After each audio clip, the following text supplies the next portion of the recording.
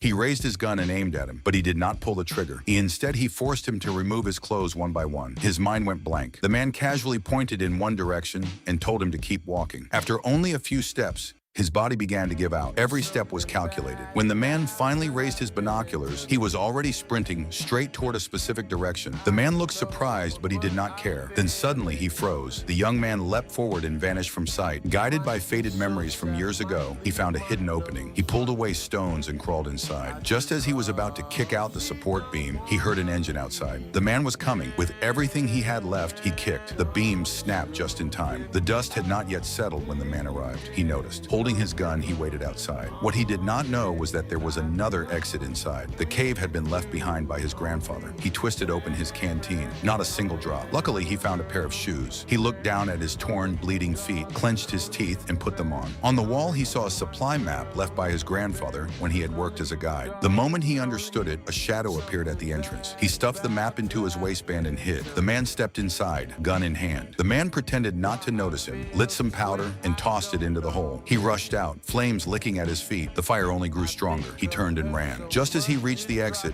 the cave exploded behind him. He survived. The man stood far away watching him. He did not kill him. Instead, he forced him to remove his shoes and continue walking, wanting to see how long he could last. Once he was farther away, he pulled out the map, followed the marked route, and found a second cave. Inside, there was only a broken sofa. He tore off the leather, pulled out the foam, and wrapped his wounded feet. Outside, a gunshot rang out. The man was pushing him forward. He crawled out, and only then did the man relax. Not long after reaching the next marked point, he opened a box. Inside were only steel pellets and a slingshot. His heart sank. He could not understand why his grandfather had left such things behind. Dragging his exhausted body, he reached the final location. He dug into the sand until a bucket appeared. He pulled it up. The smell of water nearly drove him mad. He looked around. No one. He rushed up the slope and raised the bucket. Just before he could drink, a gunshot rang out. The bucket exploded in his hands. Water scattered into the sand. The bucket was destroyed. He stood there silently, covered in wounds, then turned and kept walking. The sun cut into him like a blade. Not long after, he could not endure any longer. He collapsed, completely still. The old man finally lost his patience.